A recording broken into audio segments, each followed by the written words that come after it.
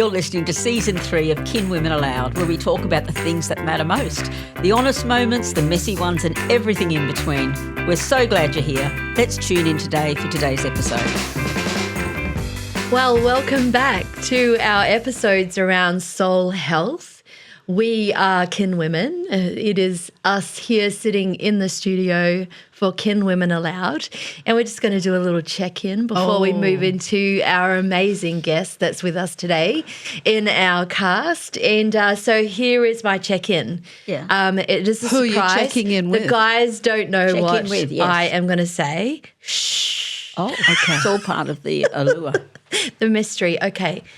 If someone, a ghostwriter, was writing your autobiography right now, what would be the title of your book? Oh, my goodness. I can't believe this is a question without notice. This is really a doozy. Okay. I know Well, it, first of all, let's introduce ourselves, shall we? Kelly Chisholm. Kelly Chisholm. Man, if you've made it into season 3, it's like... Yeah, I hope you do know who we are. But anyway, I've got a title for my book pen, and then you can introduce yourself and give your title. Okay. Introducing Kelly Chisholm. Introducing Kelly Chisholm. I would suggest my title would be She Had a Go. She had a go. I would think that is absolutely the title of my book, because I think my whole life has been having a go. I really don't think it's been there's a level of intentionality, but most of the time it's like, here's an idea, She's jumping off the cliff. I am going to have a go. I love it. Oh, my gosh. Like, I'm being put on the spot. I've got a few titles, actually. I've written a few books, actually. Write them. Come on, tell us all about them. Okay, Let's go. shake it off. No Regrets. Yeah, that's true. I like that. Better Not Bitter. What made you bitter? Shall we go there? Nah. No. Oh, golly, I don't know. But that's nice. She had fun. I reckon Better Not I Bitter like is like one of those things, isn't it? Because that's kind of like talks about all these different events in our life in a biography, and then thinking we have a choice to come out of them. Oh, they all give you better leverage. or bitter. They give you leverage, Yeah, I love that. Yeah. Well, I think mine would be Shipwrecks, Oh, Shipwrecked. Champagne, and Crochet. That's so you. The random life I of love an the author. crochet, because, of course, that's the craftiness in you, which I absolutely find so very funny, because I am so non-crafty. I can't even imagine the things that you do, which includes your crochet. Oh, guys, just this week. But fun is you, the champagne. Yes, I got And sent. shipwrecked is you, because you do some crazy things. I got sent a text message at 10 o'clock from my 11-year-old, and she's created a logo of a new company. This is her third company, and she's only 11. And it's called The Cozy Co. And it's Cozy creating warm you, I think she called it. She'd made a logo, the whole thing. And I was like, oh, that's really cool. So I gave her ideas of what her business could be. I was like, we could go to op shops, we could find things and we could resell it. Yeah. She's like, no, I'm crocheting things for the house so that it will make it more cozy. And I'm like, love it. Love it. Okay, I've got like another. mother, I've got like daughter. I've got another book. Okay, let's go. Just from Another that. book. Secondhand and Looking Fine. Oh my goodness, Yeah, man. because I love my op shops. Yeah, you do. And I just think, And you like a little bit of reinvention. I and do. A little bit of... That's got something happening We were there. supposed to I be think really there's something- serious I think in this there's something introduction, quite and we've deep not in that. nailed that. No, I'm like, not. Secondhand. Well, and I Looking reckon. Fine. I like them. I think we've got a few books I in feel us, it like sounds it's like sexy in my 60s. Golly, here we go. Okay. Are you going to wrap this up now? This is I am. Okay. All right, I have this under control. So in today's theme, we've been talking about our soul and that part of our emotional well-being and the place where particularly we have seasons and times of grief and renewal and really leaning into that. What lessons have you learned from our time of talking about that, girls? Oh man, I think we had a really great time talking last episode. Like, I just thought there was a lot in there, and there's so much that still could yet to be said. But I just think grief gives you opportunity. That's what it does. It's really important. painful. But there is joy the other side. There can be joy, and it's not about forgetting. It's not about ignoring. It's about managing, and that once there has been a loss, that it will always be there, and that's okay. Yeah. Yeah. And the transformation is the place of moving through. Yeah. I love that. How about you, Kel? Anything that you would love I think to bring? the main thing that I thought through the conversation, which, was one little tiny conversation, can I say, in the myriad that we need to have around this topic, and just so that we give ourselves that sense of understanding we're not alone in this. We are not alone in this. But I love the thought that I learned as a girl to just try to radically accept where I am, and then accept that it's going to be a period of time to come through. Yes, But radical acceptance. on the other side, if I do this as well as I can, which is nothing about perfection, and accept that pain and that will come along the way, that life will actually be okay, that there is a real beauty that can arise. So I think that's kind of was my main thing. Don't rush. Don't rush. No one's on a timeline here to get through things. Yeah. But I think grief is an inevitable part of love, an inevitable part of love. Oh, well, grief begins with love. So that's I love that. That's where I we love go. that. Well, let's bullet point it to just bring us down into the landing of. Why are you all laughing at me? Because you're Well, gorgeous. we're just laughing at you because I'm you're just ready so to funny. bullet point We're going it. to You bullet ready? point now. Yes, Grief. I'm like, how am I going to bullet point That's this? the kind way of me saying let's keep it short. Okay. Is okay in grief. What helps? What doesn't? A couple of really short, little, snappy. What is helpful? What is not? I think it's really helpful if you actually say to yourself, I can, pain is part of this, Yes. and pain will subside. Yes. And there are other emotions that come in alongside that. So there's times when grief is combined with lots of other emotions of anger and, just this feeling of despair and fear and everything else, and that's part of it. Yeah. But we will be okay. Yeah. Yeah, It's okay. I think that is. I honestly don't think it's very difficult. Just hold yourself during that period, because you will want. There's things that I did that sometimes I feel like I could have done a lot better. So I think the great thing for me was when I learned I don't have to tell everyone and confer with everyone about the period along the way. Yeah. Because some things maybe it's a bit of a personality thing too, right? So Yeah. let me not say it has to. But for me, it became a way of just only having it a little in a circle, Yes. so that later on at the end of it, Safety. I came out of this with a sense of relief and beauty, and I not love all that. punishment. So yeah. I love that. I trust the journey of grief. I'm looking forward to listening to the conversation you have with Kylie. Yeah, me too. And hearing her ways of looking at it, because you know what, that's what the lovely thing is. We keep learning from each other.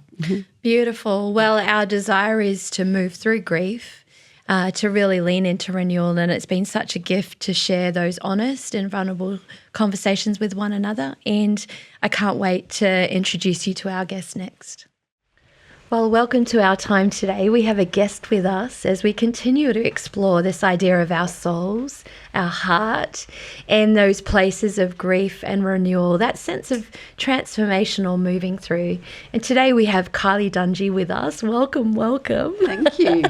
And what a joy it is to have you here in Fremantle, Western Australia, to be able to learn from your story. But tell us a little bit about yourself. Okay. It's really weird to distill your life into a few sentences. I'm a wife and a mum and a person who loves to get outdoors, get into the garden. I'm getting back into exercise. I love that. I've come out of a few years of, I think I've had 7 operations in the last 3 years, so 2 different types of cancer, but I'm on the other side of that now. I've worked for the last 15 years in a not-for-profit organisation, Relationships Australia, Yes. and I finished up with that about a year ago, and it's been a time of healing and renewal for me. Beautiful. And now about to get back in with a new beginning, really related to Kelly's Have a Go. It feels like something I resonate with. I actually wrote to my brother yesterday and said, I'm going to give this thing a red hot shot. So I'm moving into my own business and offering the skills that I've learnt along the way in the last 15 years. I love that. How courageous. Yeah. And for you to be able to lean into your story today is incredibly helpful. Yeah. I know that our listeners will really learn from your story and the different components. So you spoke about all those different parts of our lives as women. You're an amazing nana and have grandchildren, and you've also lived in that corporate environment, particularly leaning into vulnerable spaces with people and helping them transition. So let's begin with, particularly from your counselling background and that idea of people coming together in times that are difficult, what would your definition of grief be? I think grief is what we experience when we feel something that's precious to us slipping away. And so it doesn't have to be death. Yes. We can feel a dream of what we hoped would happen slip away. Yes. There's different kinds of grief. In some ways, when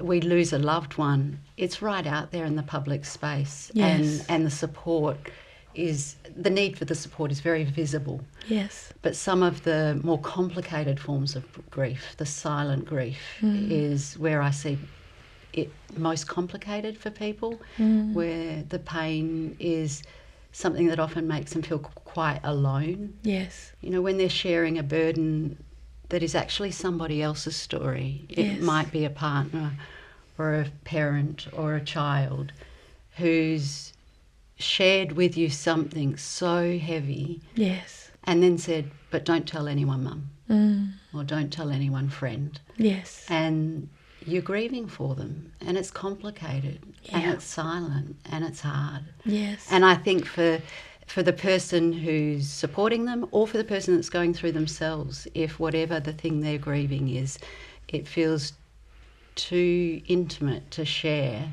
Yes. We know loneliness is so damaging, and it can make people very alone. Yes. And, you know, if you were to say what's the worst thing you can do when you're grieving, it's actually to stay behind that wall. Wow. I think depending on our personality type, depending on how we were raised, behind the wall feels really safe for some of us. Yes. But if we stay there, we miss out on what it takes and what we need to be able to heal and renew. Yeah, I'm really hearing from you, just speaking into the complexity of those seasons. So if there's a private battle and being able to bring it into a more safer environment where you're inviting people into that story, there's power in that, but there's a lot of difficulty that comes with the vulnerability of it.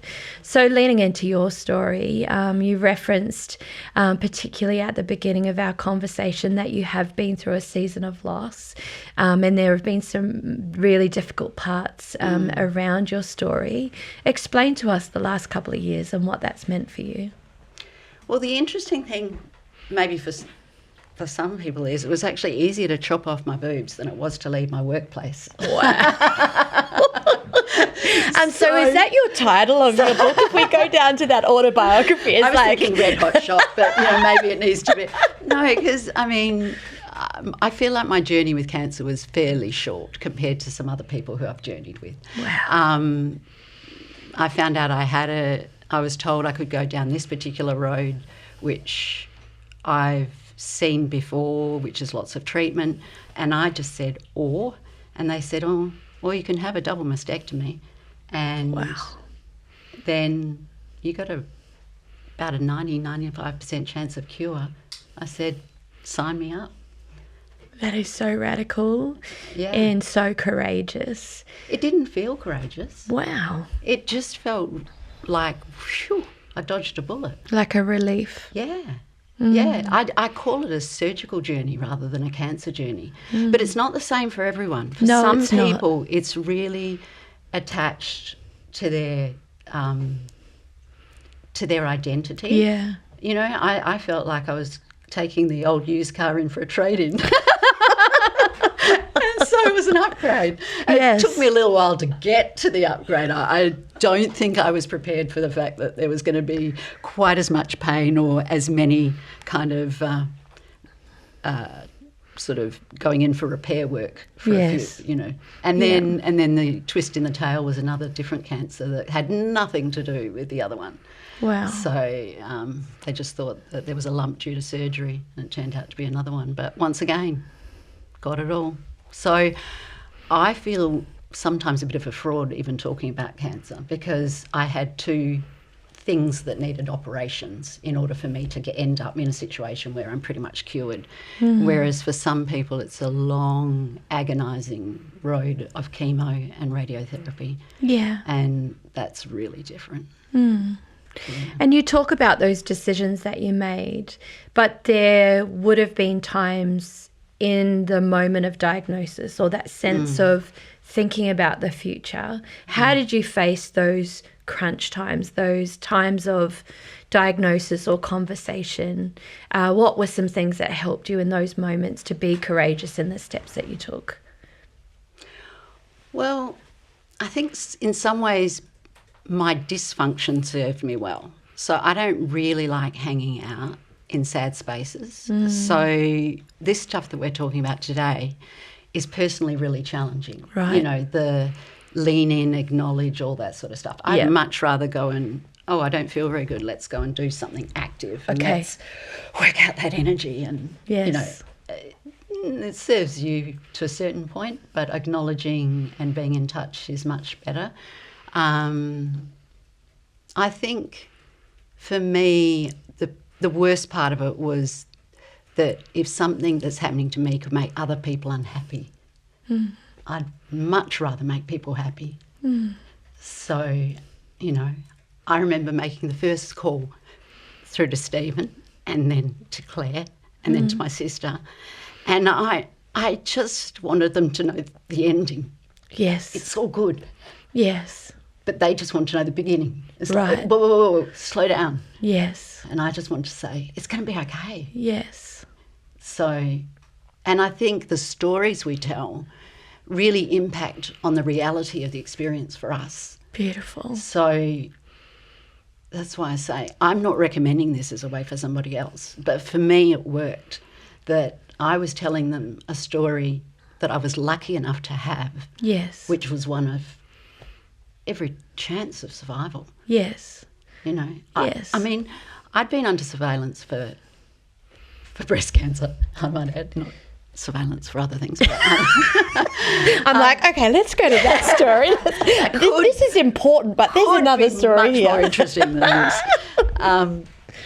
For ages, and I'd gone to, don't like the look of this, and we'll go up to the next stage, and been biopsied so many times that, you know, Stephen, my husband, said, do you want company when you go to get the results? I said, oh, no, darling. We've been here so many times before. We know what they'll say. Well, looks like it's fine, but we'll keep monitoring. Right. And so I went off, and it was like, it's not that this time. Right.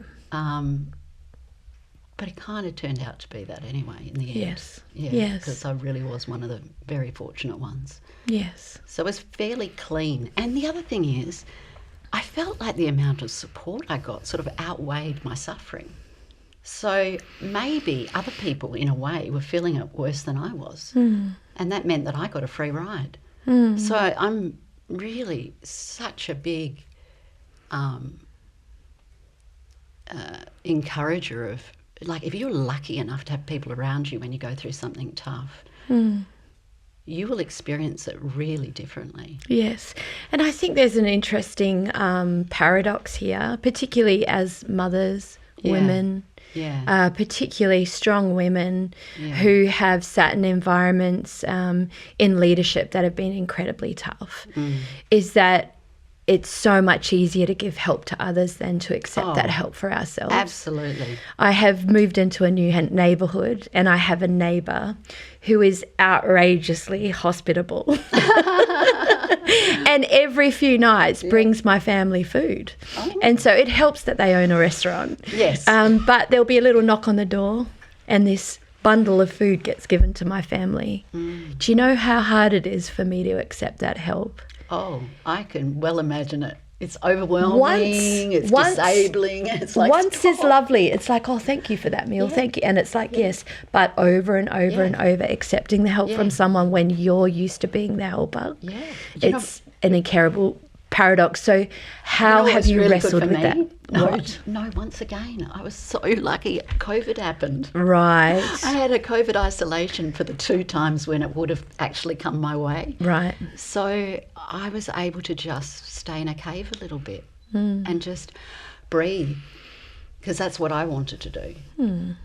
And I didn't want to be on the receiving end too soon. Yeah. I just really enjoyed that isolation that COVID gave me. And that's the personal boundaries that we all get of Yeah. choice and Yeah. being able to heal in different ways Yeah. and given permission to own your story and to find new ways through in different ways. Yeah, yeah. I mean, I think that without a pause and without, whether it be forced COVID isolation and reflection or chosen isolation and reflection, without that, I don't really know how people process. Yes. Yes. You really do need to stop to be Yes. able to work out what is it that I need to learn here. Yeah. What is it? Where am I at in this? And I think there've definitely been more challenging things for me than this. Okay. This is not because I'm super strong that this wasn't No. a big deal. There's definitely things that I would grieve far more at the loss of a relationship than the loss of, the things that I lost with cancer. Right. So, and the loss of, like, leaving work, which was my decision, but a complicated decision, was the loss of a lot of people I had enjoyed journeying with. And we shared the highs and the lows of our lives. They were very, you're really lucky if you work in a space where people are great listeners, Yes. which I happen to enjoy. Yes. With the people that I worked with. It helps working with counsellors. It's kind of their job, isn't it? Goodness, on tap. So, all the big moments and the highs and the lows of the last 15 years I've shared alongside. So they were really deep, meaningful relationships. And Yes. they didn't need to end when I left my job, but there's something that changes so much when you Yes. don't share your day-to-day with people. Yes, and that is the change of seasons, isn't it? Yeah. I'd love to lean into that. So in that transition, you're looking at launching a new business. Yes. You are in a different season of life. Yeah. You don't have your adult children living at home. No, Is that correct? that's right. And they're off doing their own things now. They're off doing with their own thing families. with their little ones. Yeah. So, And so you look towards the future with a beginning again. yeah. And what is helpful? What is a sense of wisdom that you would give to others in leaning into leaving something behind, particularly when we look at careers and growing older as a woman and that sense of leadership and contribution to other people's lives? What is helpful when it comes into starting again? What is the courage, or what gives you courage to begin again? I think that I said pause, and I think that's really important, because I think that you need to kind of dig in a little bit to what is missing now. What am I saying goodbye to, and how do I say goodbye to it? But then what do I want to say hello to? And, I love that. And how are you going to make that decision? And I had worked really long and really hard and had a lot going on simultaneously. And I hadn't reflected a lot in that time, I don't think. And so I felt spiritually fairly malnourished. So I knew I needed to do something about that. Yes. If I was going to get some clarity about what my purpose was going to be moving forward, and not just go for more of the same, because I knew I didn't want more of the same, but I Yes. just didn't know what I wanted. Yes. So I needed to kind of think, what What do I really value? And what do I want my new purpose to be? I know I've got some purposes that are ongoing here around the relationships in my family, but I knew I wanted more than that. And Beautiful. I wanted to work out how I could be of help. So what kind of things are you saying hello to? Well, I'm about to start a business which is me, Yes. just me, and it's called Clarity Conversations, because Love I like it. the word clarity, and it's offering the skills that I've developed over the last 15 years, which was initially counselling, which took me into that organisation, and then the leadership management stuff, because I finished as an executive director for the last 6 years. Yes. And then when I left RA, I went and I did a mediation course, so nationally accredited mediator, because I thought, maybe that'll be it. And I've seen how the process of mediation can be really helpful when the relationship's quite broken down.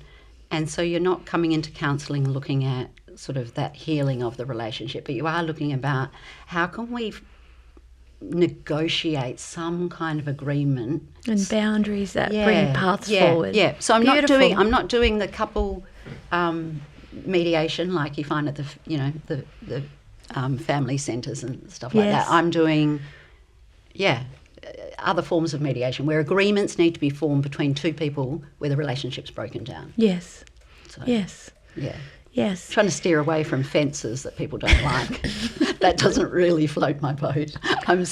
Relationship is a common factor in all of them. Yes. Because I think Esther Perel, who I'm a bit of a fan of, she says that the quality of our relationships determines the quality of our life. Well, I think I've butchered that quote, but something close to that. You've done a good job, and we've actually recommended one of her podcast episodes in our Right. last episode Yeah. that you didn't hear. So Yeah. I think there's a theme there in really leaning into what that means for grief, renewal, and restoring, Yeah. and being able to restore really powerfully Yeah. for our future.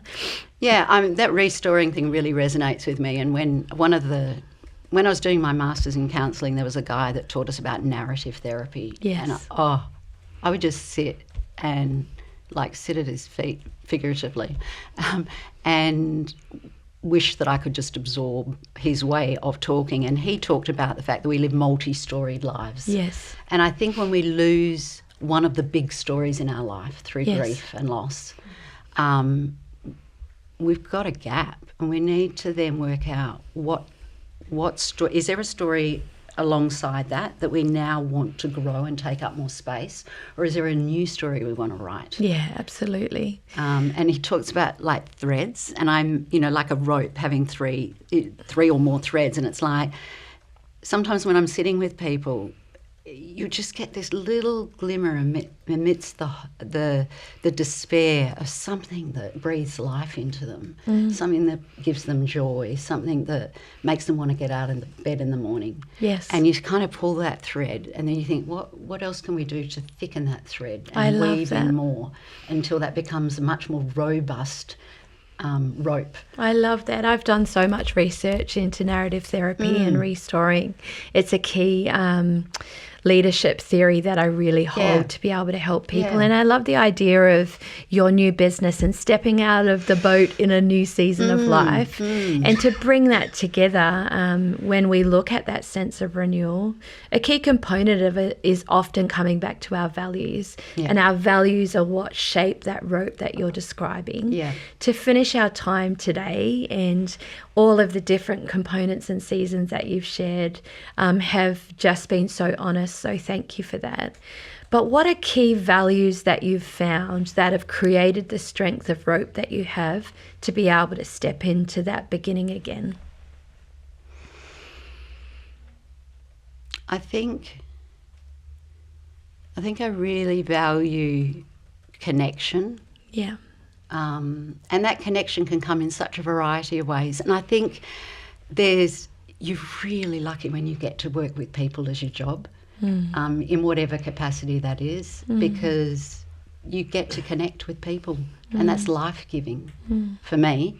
I think we're all wired to belong somewhere Yes. and to be bigger than just ourselves. Yeah. I think personally, in that process of moving out of a place which didn't feel very happy or enjoyable to a place where, it feels better, I think it's about being really honest and stripping off. Connection, belonging, honesty, beautiful. Yeah, I think we can be, I'm fine. Yes. And get on with it and mostly do a really good job of that. But if that's not your truth, you will start to feel separated from yourself a little bit, and that's not a nice place to be. No. So I think, to kind of get serious and honest about this is how I feel, this is where I'm at.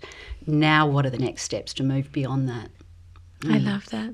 That's a beautiful coupling of values that have really shaped the courage of the decisions that you've made, and especially those times where your physical body has been changing and being able to lean into that is incredibly powerful.